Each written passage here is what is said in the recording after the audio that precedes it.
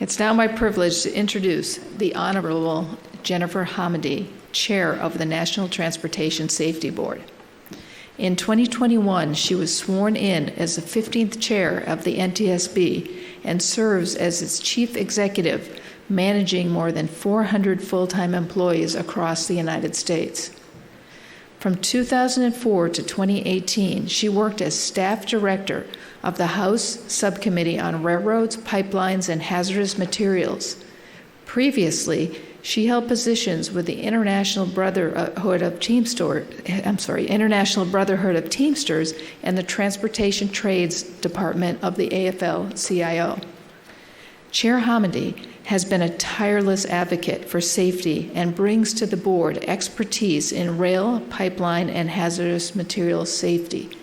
Additionally, she has completed her private pilot written ground school and is currently completing the requirements to obtain her private pilot license. Our union appreciates Chair Homendy's dedication to the aviation community demonstrated by the NTSB Roundtable on Mental Health last December, and recognition of FedEx Express Flight 1432, the crew thereof, to avert disaster during the NTSB's board meeting on their near-miss event, as well as the recent public hearing on Alaska Flight 1282, the accident. Please give a warm welcome to our special guest, the Honorable Jennifer Homendy.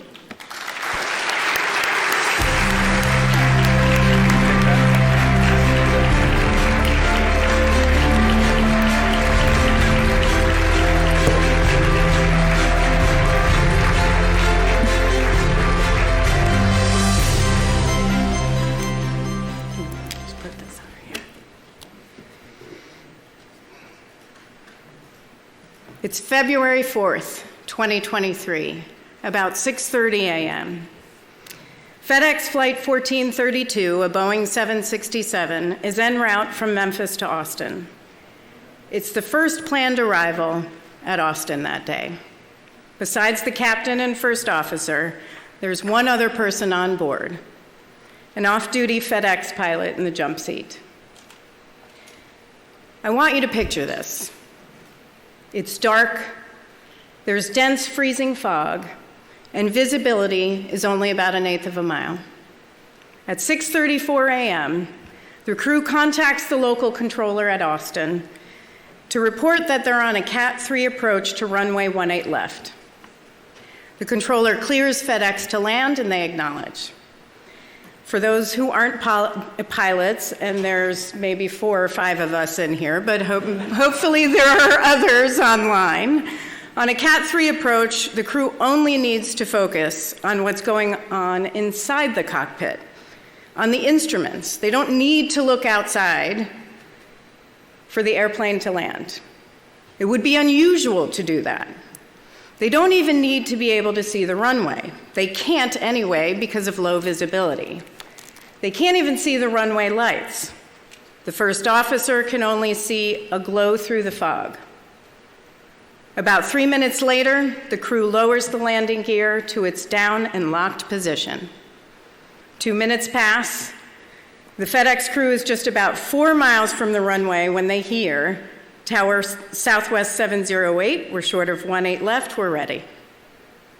The controller clears Southwest for takeoff, adding traffic 3-mile final is a heavy 767. The Southwest crew responds, cleared for takeoff, 18 left, copy the traffic. On hearing this, the FedEx captain and first officer look at each other. Referencing the controller, the captain remarks, "What's he doing?" He then asks the first officer to contact the tower and confirm their clearance. A few seconds later, "That's affirmative, 18 left, you are cleared to land. Traffic departing prior to your arrival is a 737. The FedEx crew acknowledges. They're 2 miles out. Their altitude is 650 feet above ground level and descending. 30 seconds later, when they're less than a mile out on final, the FedEx crew hears the controller ask Southwest to confirm they're on the roll. Southwest replies, "Rolling now."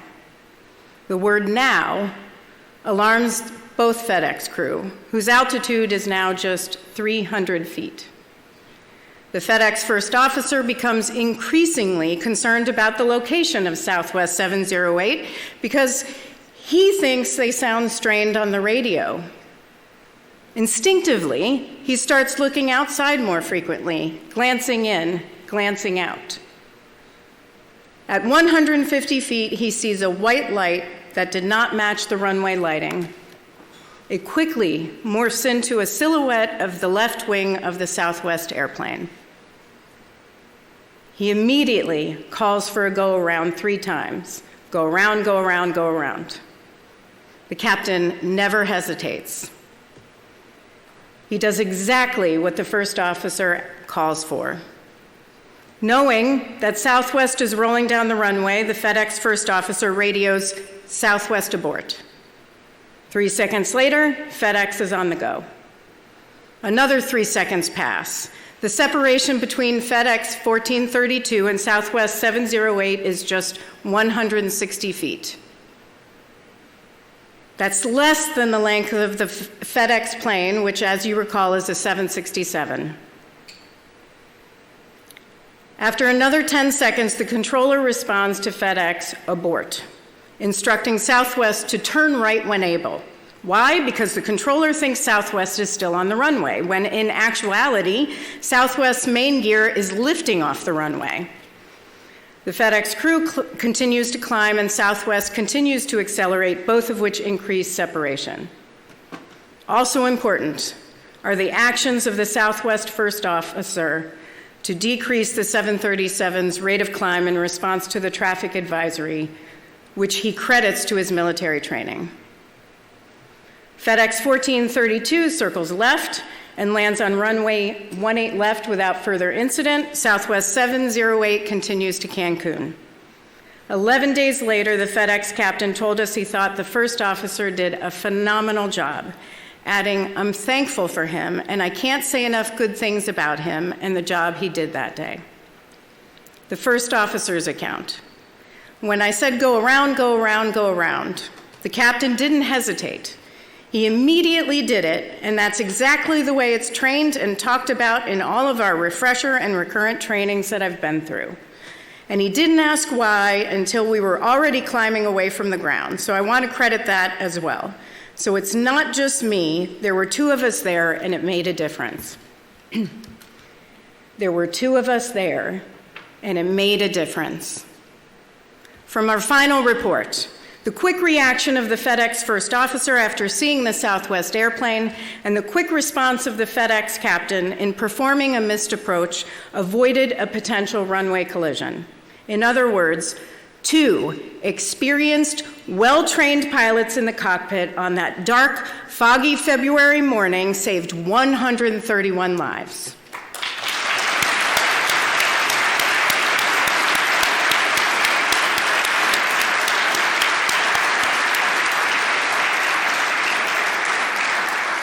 $131 lives. That was 2 flight crew members, 3 cabin crew members, and 123 passengers on Southwest Flight 708, and all 3 FedEx pilots on Flight 1432.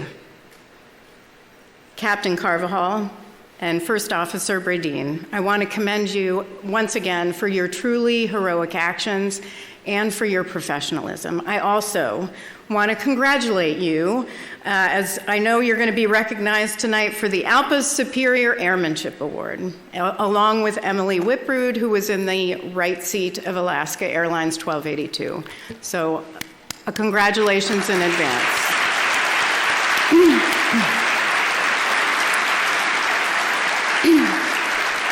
I also want to thank you, Captain Ambrosi and Captain Morse, for your exemplary safety leadership and certainly for having me here today. And on behalf of the entire agency, I want to thank every ALPA member for all you do to strengthen aviation safety. For years, you've sounded the alarm on the safety consequences of not having 2 highly qualified pilots on the flight deck. Fortunately, it's the law of the land, as Mike Whitaker said yesterday. And as Austin clearly demonstrates, it saves lives. Even so, some want to change it, pointing to incidents that weren't prevented with 2 pilots in the cockpit. To them I say, imagine how much worse that incident could have been, would have been, with just 1 pilot. Redundancy is at the heart of our aviation safety record. We'd never decrease the redundancy, the safety net of equipment and systems that pressurize the cabin and provide emergency oxygen, that power, steer, and land the airplane, extinguish an onboard fire. We build in redundancy because we know that relying on a single point of failure is unacceptable, an unacceptable risk to crew members and the flying public. The number of qualified crew members on the flight deck should be no different. Now, safety isn't just the responsibility of flight crews. All of us here have a collective responsibility to ensure safety, to ensure passenger safety, to ensure worker safety, to support airlines and manufacturers in their pursuit of safety, even when they're struggling, especially when they're struggling, to protect people. That collective responsibility includes the regulator, the FAA. Like ALPA, we've long disagreed with the FAA's decision to carve out cargo pilots from stronger flight and duty time regulations.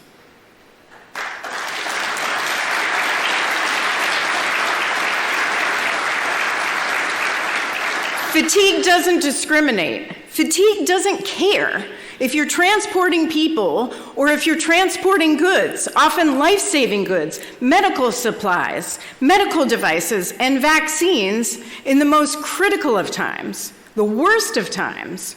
In fact, we know the need for adequate rest is even greater for cargo pilots because of the time cargo operations usually occur, in the pre-dawn hours during the window of circadian low. Think of FedEx 1432.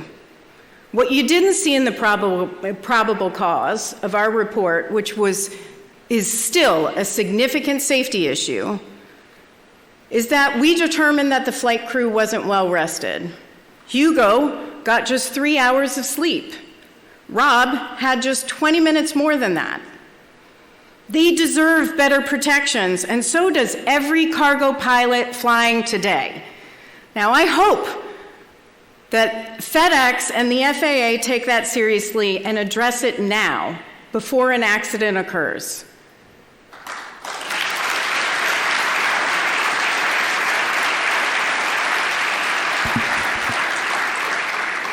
Three decades ago in 1994, we recommended that the FAA update flight and duty time regulations and incorporate the results of the latest research on fatigue and sleep issues. A year later, on February 16, 1995, a ferry flight operated by Air Transport International was destroyed by ground impact and fire during an attempted takeoff at Kansas City International. All 3 flight crew members were killed. All 3 were fatigued. Again, we found that the FAA's flight and duty time regulations were inadequate. And again, we recommended that the FAA revise them within 1 year. That was 1995. It wasn't until 50 people died on Colgan Air Flight 3407 that we saw movement, when Congress weighed in and required the FAA to address fatigue. A working group was formed. They developed recommendations to strengthen safety for both passenger crews and cargo crews. Those recommendations were incorporated into a notice of proposed rulemaking, but in 2012, when the final rule was issued, we were shocked to learn that cargo pilots were excluded. The final rule was a huge safety win for pilots on passenger planes, but a significant loss for cargo pilots who remain to this day under the same rules that the NTSB has begged the FAA to update for nearly 3 decades. I continue I heard it the other day. I continue to hear that cost is the issue. Cost. That message to cargo pilots is as follows. It sends this message, that cargo pilots, that their lives are expendable, that somehow they're less valuable, less meaningful than the lives of passenger pilots. That's the message. At the NTSB, we think your lives are priceless. We don't put a price tag on your life. In 2013, we sent a letter to the FAA expressing our concerns about the cargo carve-out. 2 weeks later, UPS Flight 1354 crashed in Birmingham, Alabama. The captain and first officer were killed. Both were fatigued. Despite that, FAA's rule went into effect just 5 months later with the cargo carve-out intact. There's been no movement since. Now, every time I come to this air safety forum, or every time I talk about the cargo carve-out, somebody pulls me aside and says, well, what about the benefits of fatigue management plans? Those were also required in the 2010 Act. We support fatigue management plans, but not in lieu of safety standards. I'll also hear about all the great things that industry and labor have done on fatigue through collective bargaining, sometimes exceeding federal regulations, which I applaud. I encourage. But not everyone is covered by a collective bargaining agreement. And frankly, you shouldn't need a collective bargaining agreement to be safe. Collective bargaining agreements are for wages and working conditions. They are not for safety. They should not be. Because what that means is that the union somewhere in negotiations was faced with an untenable choice. Better pay or ensuring workers get home safely to their families. Better pay or safety. Safety is not negotiable. Safety is not negotiable.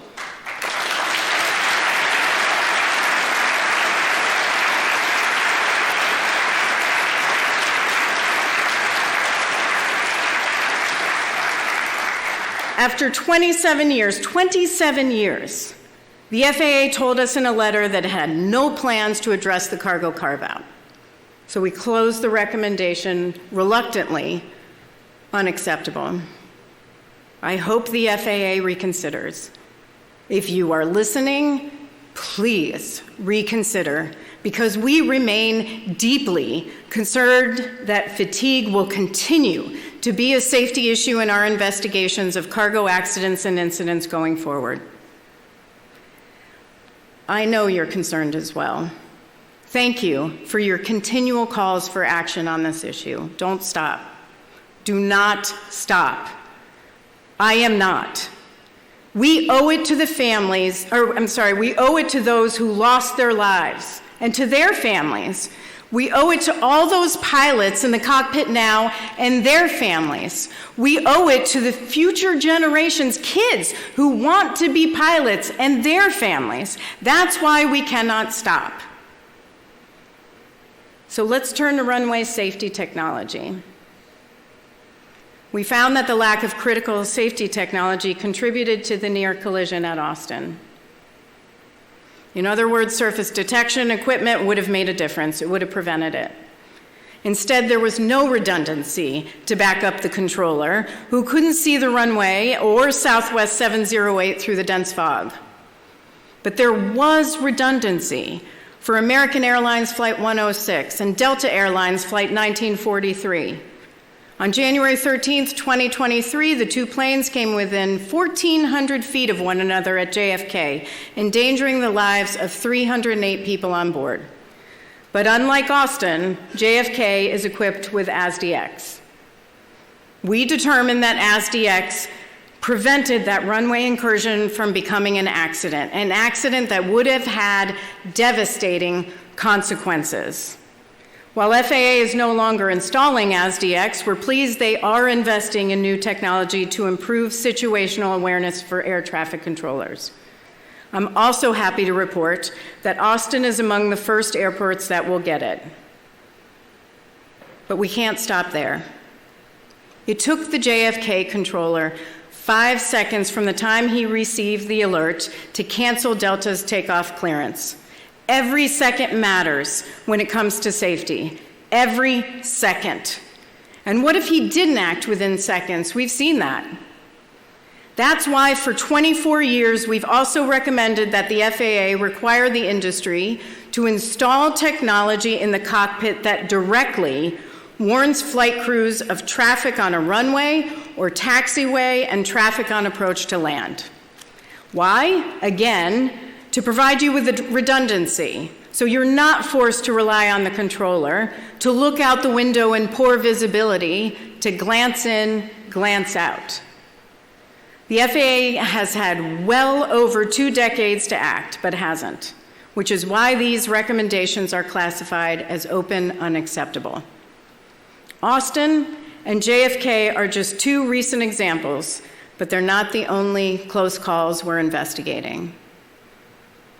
We're investigating 8, as of this morning, 9 other runway incursions, 3 runway excursions, 1 runway collision, and as of earlier this week, 1 ground collision. Last summer, we issued reports into 2 wrong surface landings, 1 in Tulsa and 1 in Pittsburgh. If we're serious about improving runway safety, we must provide pilots with improved situational awareness. Now, I've talked a lot about what you need and deserve, and I've talked a lot about what passengers need and deserve. Unfortunately, what you deserve doesn't just happen. That's where you come in, ALPA. Over the past couple of weeks, I've been reflecting on the tremendous power of labor unions. A lot of that thinking came over Labor Day. It wasn't because it was Labor Day. It's because I spent the long weekend with 34 families of people who died in a tragedy on September 2nd, 2019, Labor Day. At 3 a.m., a fire broke out on board a small passenger vessel off the coast of California. The small passenger vessel's name was the Conception. It was a 3-day, 4-night dive boat excursion. Everyone was asleep at the time. Again, 3 a.m. There were 5 crew members in the wheelhouse asleep, 33 passengers, and 1 crew member was asleep in the bunk room below the main deck. We know from evidence that some in the bunk room woke up and tried to escape because a fire broke out on the main deck. The problem was they tried to exit. There's a main exit, which was blocked by a raging fire. Then there was an emergency exit that ended up in the exact same place, right in the middle of the fire. So they were trapped. And that's even if they knew where the emergency exit was. Because where it was actually you had to crawl up 3 bunks, then you had to find a hatch, and then somehow maneuver through a 22-inch square that moved out of the bunk room. This remains the worst marine disaster in NTSB's investigative history, the worst, and we've been around since 1967. I was the board member on scene. It was before I was chair, and I will never forget briefing the families at the Family Assistance Center. Before I briefed them, I went to one of the other passenger vessels that Truth Aquatics owned. Truth Aquatics owned the Conception. They also owned the Vision. They owned another passenger vessel. And we went in the bunk room. We turned the lights off. We closed a door. And we looked to see if we could find the emergency exit, even without smoke. And you couldn't find it. So by the time I got to the Family Assistance Center and we were briefing the families, a gentleman stood up and he asked, I saw you were on the Vision earlier. He saw it on in the media. He said, I saw you were at the Vision. do you think our family members could have gotten out? And I had to say no. There's no way. No one, no mother, father, sister, brother, son, or daughter should ever have to hear that. It was heartbreaking. It's been 5 years. The Coast Guard has done some things, but they haven't done one thing that we've been after for over 2 decades, which is require passenger vessels to implement a safety management system. These families have been bravely fighting for that last remaining recommendation to be implemented for 5 years. 5 years. So no one ever has to go through that again. And they're doing it alone. They've done an amazing job, but it is an uphill battle. It's bad enough to lose someone you love. Now imagine the pain of also feeling completely powerless to affect change, having no one else but the NTSB fighting alongside you. Labor knows the power of speaking with one voice. And when I say power, I mean this: the power to move the needle when the regulator can't or won't. The power to fight for better, more just, and safer working conditions. And when I say safer, I mean for everyone. Safer for those soaring through the skies, safer for those living, working, and playing here at ground level. That is our shared vision. That is what ALPA and NTSB are working so diligently to achieve. That is why, following the near collision at Austin, representatives from your critical incident response program were there to offer Hugo and Rob support, just as they're there for every member who needs help. That's what labor does. You show up for each other. And through your peer support program, you're showing up for the whole person, living your long-held belief that mental health is health, period. But you're not just helping one another as individuals, you're leading the entire industry, helping us move forward together on mental health. To that end, I want to recognize Captain Travis Ludwig, who represented ALPA as co-chair of the recent FAA Aviation Rulemaking Committee on Mental Health and Aviation Medical Clearances. We had observer status on the ARC, so we know that Travis played an important role in helping the committee understand the airline pilot's perspective, not to mention helping the committee finish that report within 3 short months. That report echoes what ALPA and so many others have been saying for a long time, all of which were raised at the NTSB's Mental Health Roundtable I hosted last year. Addressing stigma, removing barriers that prevent people from seeking help, commercial pilots, GA pilots, student pilots who often don't have peer support programs, kids who dream of a life or career in aviation, air traffic controllers, making sure those who do seek treatment aren't punished by a broken bureaucracy with long, costly, invasive, and often unnecessary delays.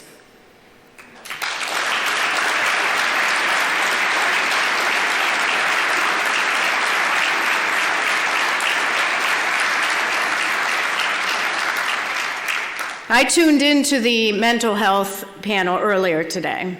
You did a great job. But the FAA is now determining how to define talk therapy? Come on.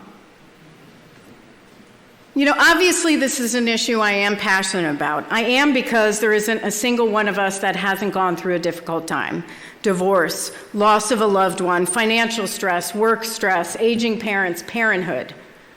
You should be able to see a counselor without reporting that to the FAA, which is one of the ARC's recommendations. All talk therapy should be exempt from disclosure. And we're working on a definition of talk therapy? I hear this all the time. Well, they can go to therapy as long as there's not a diagnosis. Well, guess what? The second the therapist files for insurance, there's a diagnosis. How do you code that? A lot of times in marriage counseling, it's mental distress.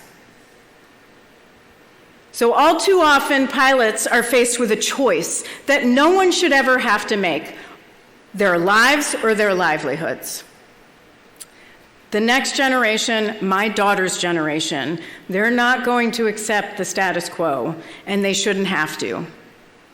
In March, the ARC finished its work. They evaluated the barriers that pilots and controllers face when confronting mental health challenges and issued 24 recommendations and said all of them had to be implemented, not just a few of them, all of them, to fully overcome those barriers. And now we need action on all the recommendations. What we don't need is another report that sits on a shelf. So we must continue to fight for change together. 2 well-trained pilots, adequate rest requirements for all, transforming our industry's approach to mental health, fighting to implement life-saving technologies, and ensuring new technologies do what they're supposed to, which is to supplement trained aviation professionals, not supplant their expertise and judgment. ALPA has been at the center of each of these safety issues and far, far more. I'll leave you with this. I am with you. I'm with you. The NTSB is with you. And we are not going back on safety. We're not. We're not going back to February 12th, 2009, when inadequate pilot training and fatigue contributed to the tragedy of Colgan Air Flight 3407, which crashed into a residence on approach to Buffalo, killing 50 people. We're not going back to May 11th, 1996, when ValueJet Flight 592 crashed in the Florida Everglades because a shipper improperly prepared, packaged, labeled, and transported hazmat that caused a fire in the cargo compartment, killing 110 people on board. We're not going back to January 13th, 1982, when icing caused Air Florida Flight 90 to crash into the 14th Street Bridge just 5 miles from here. That crash killed 73 of the 79 people on board the plane and 4 people on the bridge in their cars. We're not going back to December 1st, 1974, when there were 2 fatal crashes in Boeing 727s. The first was a ferry flight that crashed north of New York City, killing all 3 crew members. The other was TWA Flight 514, which crashed in the Blue Ridge Mountains on final approach to Dulles, killing all 92 passengers and crew on board. Confusing air traffic terminology contributed to that crash. In December, I'm speaking at the memorial ceremony marking the 50th anniversary of that tragedy. We remember so we don't forget those we lost. We remember so we don't forget those we lost. So we learn from the past, so we don't turn back the clock on safety. In the areas where we've made safety advances, we're going to hold our ground, because you know and I know those advances didn't come for free. The cost was decades of struggle, thousands of safety investigations, and accidents and incidents in every corner of the world. Safety improvements we've gleaned by working together in the wake of far, far too many tragedies. Improvements that came at a high cost, thousands of lives, family members, friends, colleagues, and saying enough. Family members, friends, colleagues, enough. These safety gains have come from embracing zero as the only acceptable number of fatalities and injuries across our aviation system, across our entire transportation system. We are not going back on safety. You will not let that happen. We will not let that happen. Instead, we're going to keep moving forward. That's the theme of this, moving forward together. We're moving forward together on safety, arm in arm, in show of unity and solidarity that binds us. Solidarity not just with those who carry the same union card we do, but workers everywhere.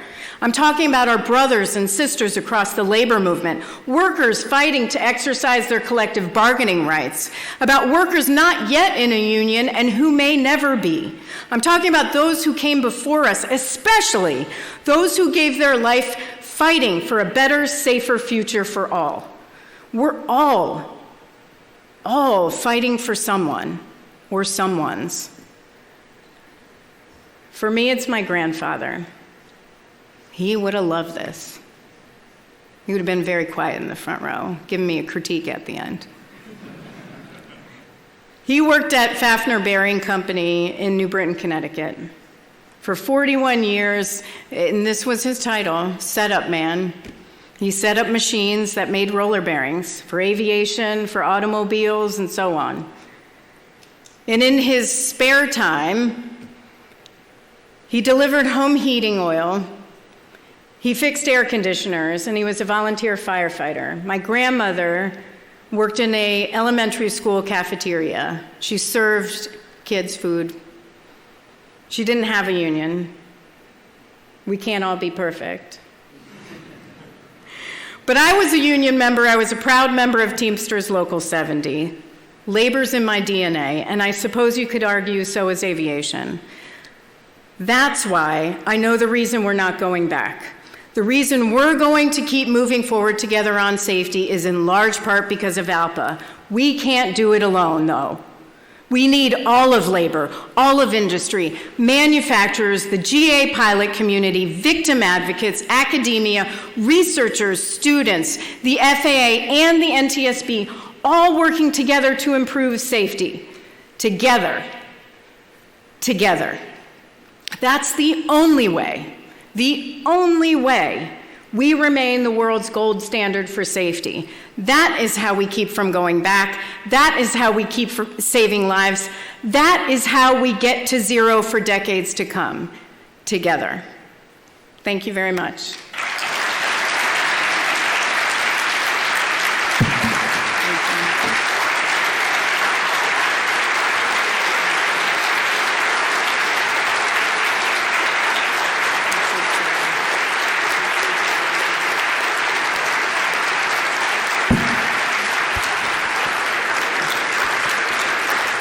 Well, those were some amazing remarks from the chair, and you can tell the unionist she